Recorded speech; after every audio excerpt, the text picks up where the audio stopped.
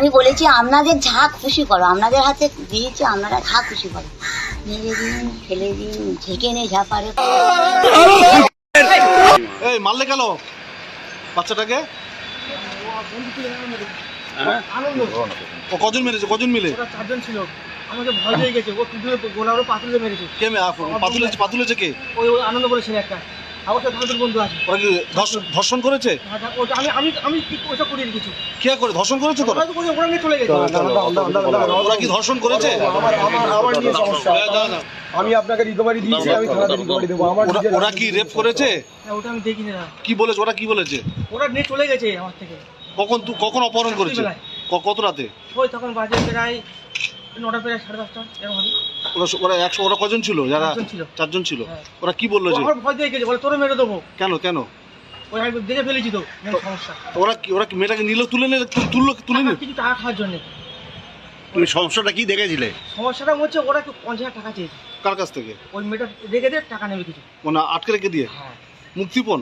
হ্যাঁ ওই। আচ্ছা, আর এটা কি ওরা আগে থেকে পরিকল্পনা করেছিল? ওরা ছিল কখনো কল্পনা করা, পুরো প্ল্যান খাটানো ছিল। কে কে ছিল ওখানে? আনন্দ আছে, আর আনন্দ দুটো বন্ধু আছে। কি নাম কি তাদের? আমি একজনের চিনি, আর দুজনের চিনি না। আর মেয়েটাকে পেলো কোত্থেকে? পুকুর থেকে। না মানে কালকে রাত্রে মেয়েটাকে ধরলো কোত্থেকে ওরা? ওই রাস্তা থেকে নিয়ে গেছে। মানে মেয়েটা একলা ছিল? একলা ছিল না। কোথায় ঘটনাটা কোথায় হয়েছে? ওই আমাদের ওখানে সূর্যপুরে। আর মারলো কি করে? ও টুটুরও পাথর দিয়েছে ওই আনন্দ। এরকম ভাবে পাথর। কজন ছিল অভিযুক্তরা? কজন ছিল? চারজন ছিল।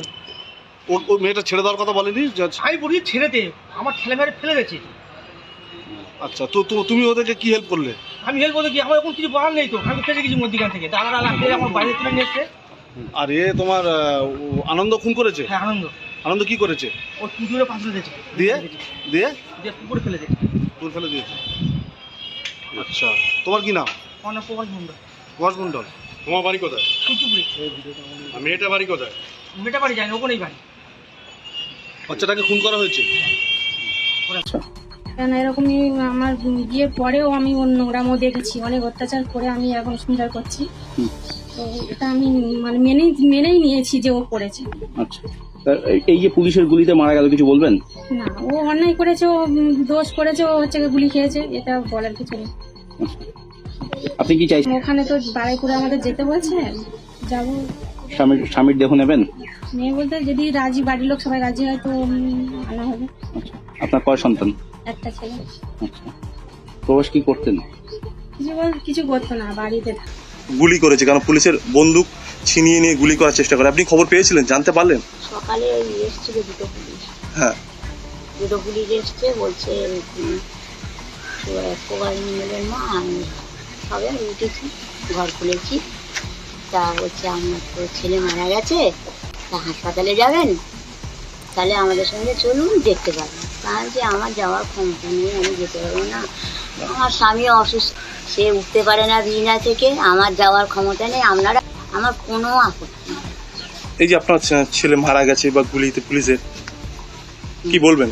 কি বলবো, যেরকম কর্ম করেছে সে সেরকম সাজাতে, আর আমার কিছু তো বলার নেই।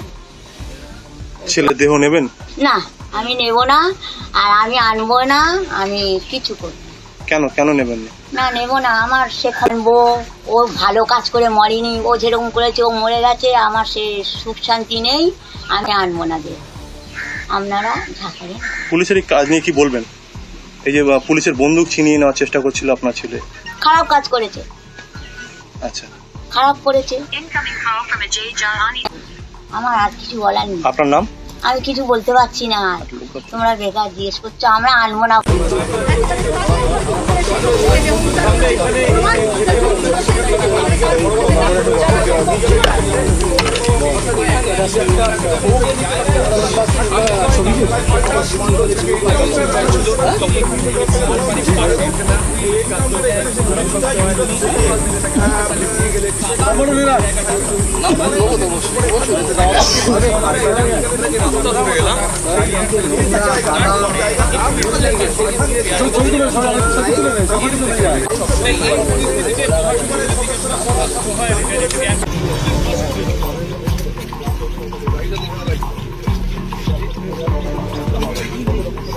সামনে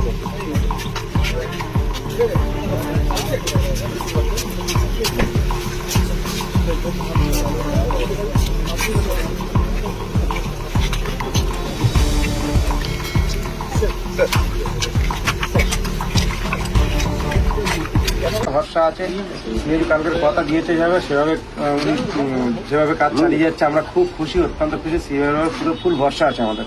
আচ্ছা, তো পুলিশকে লক্ষ্য করে পজ গুলি চালাতে গেছিল? না, ওটা আমি বলতে পারছি না, আমি তো সেই অবস্থা ছিলাম না তখন। একদম এনকাউন্টার, আমি টোটালি এর বেশি কিছু বলতে পারছি না, আমি পরিস্থিতি অন্যরকমই ছিলাম তখন। এটা শুনেছেন?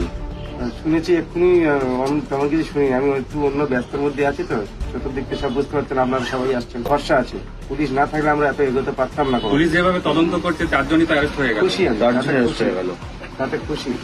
আরো যারা আছে তারা অ্যারেস্ট হবে, দোষীদের শাস্তি হোক, এটা আমি কি দাদাও এই জিনিসটা খুব মাথায় রেখেছে। দাদা আমার ওনাকে দাদা বলে আমরা সম্মান করি।